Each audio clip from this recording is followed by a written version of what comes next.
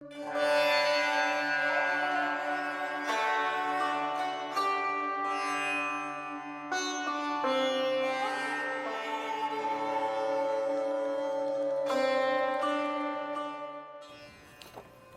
morning, everyone. Continuing. Hello, good morning. Yeah, it's just water. Continuing with Merging with Śiva, Chapter 20, entitled The Esoterics of Worship. It's from 1978. Lesson 138, The Potency of Tradition. This is one of the reasons that religious tradition is very, very important. Modern existential thought tells us that we can do anything we want to. We don't have to follow tradition. Out of such a belief comes a great sense of loneliness, a schism between the individual and all his ancestors, all the generations that preceded him on the planet. Out of such a belief comes the breaking up of culture, society, religion, and families. Tradition allows you to go through life's experiences in a controlled way, rather than just throwing yourself into life and upon life without forethought and preparation. When you respect tradition, you call upon the collective wisdom of tens of thousands of years of experience. When you follow tradition, you share the solutions of untold problems, solved once perhaps before recorded history began, in order that future generations might avoid them. Tradition is wisdom of the past, inherited by the men and women in the present. That's a good definition. Tradition is wisdom of the past, inherited by the men and women in the present. Our religion has a vast tradition, and not everyone can or does follow the entirety of it. There is the greatest freedom within Hinduism. You can choose to not follow tradition, but tradition is there to be followed when you choose to do so. Of course, we can take the path of trial and error, testing every single precept before adopting any. That is a tedious path which leads slowly to the eventual goal.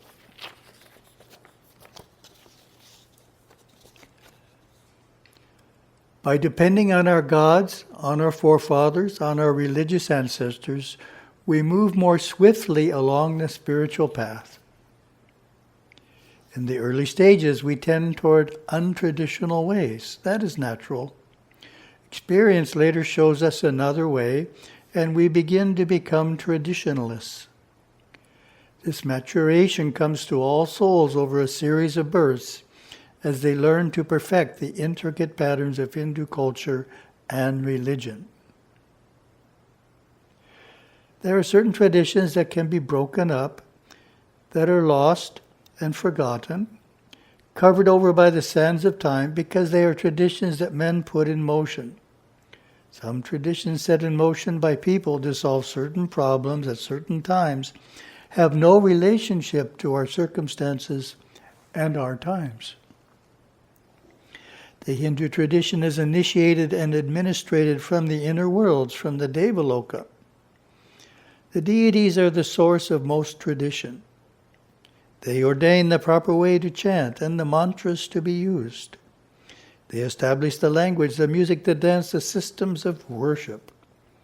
Following the Hindu traditions better and better over the years attunes your mind to the great positive mind flow of over 1 billion people on our planet.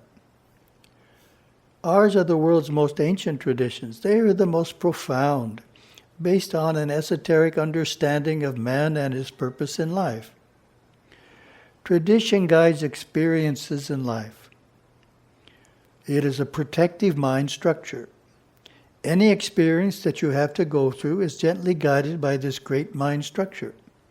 The old ways are world patterns that have come down through thousands upon thousands of years, which you have in previous lives lived through, and known.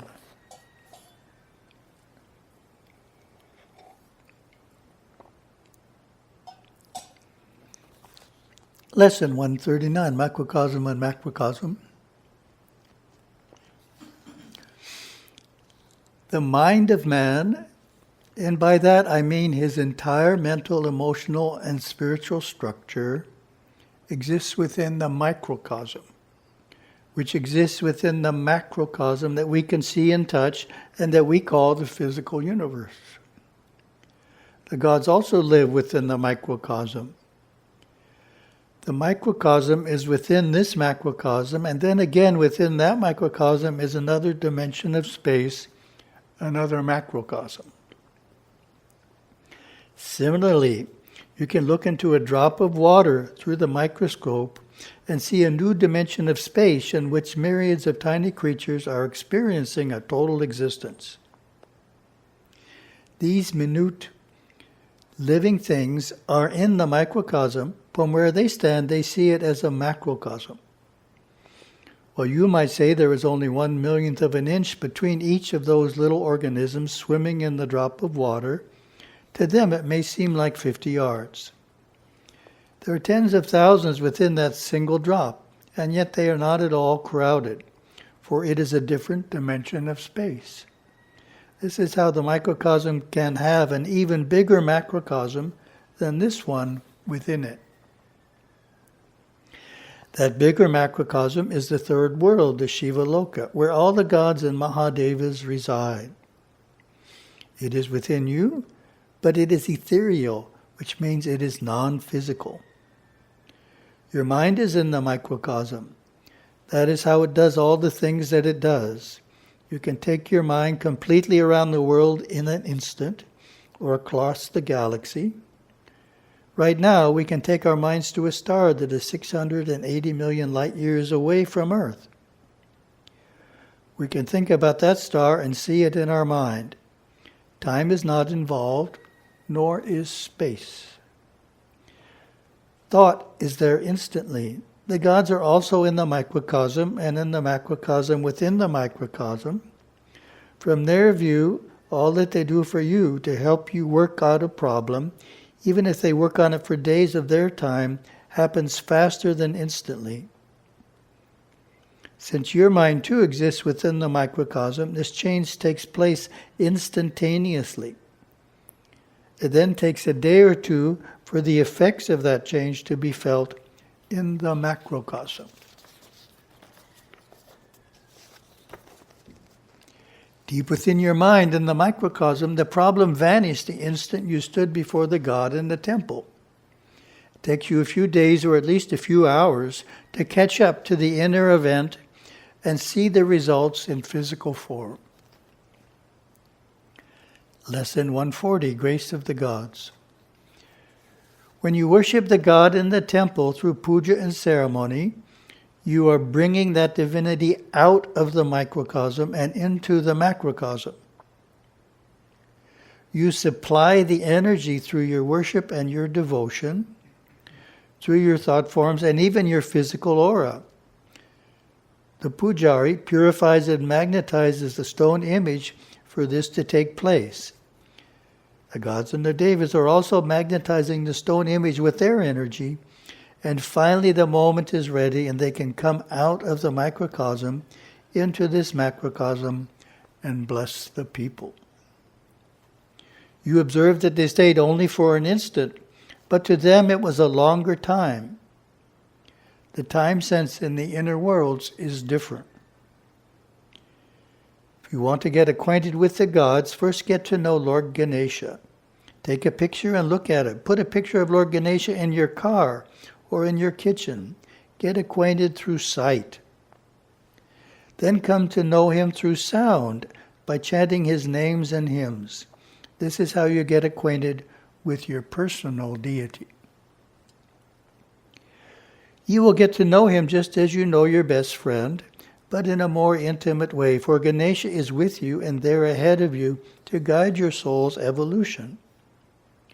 As you get acquainted with him, Ganesha then knows that you're coming up on the spiritual climb of the Kundalini, He will work with you and work out your karma.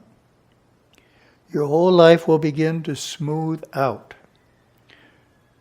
Religion is the connection between the three worlds, and temple worship is how you can get your personal connection with the inner worlds. You never really lose connection with the inner worlds, but if you are not conscious of that connection, then it appears that you have. The gods of Hinduism create, preserve, and protect mankind.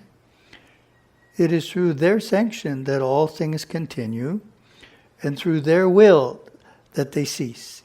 It is through their grace that all good things happen, and all things that happen are for the good. Now you may wonder why one would put himself under this divine authority so willingly, thus losing his semblance of freedom. But does one not willingly put himself in total harmony with those whom he loves? Of course he does. And loving these great souls comes so naturally. Their timeless wisdom, their vast intelligence, their thoroughly benign natures, their ceaseless concern for the problems and well-being of devotees, and their power and sheer godly brilliance, all these inspire our love. Thank you very much. Have a wonderful day.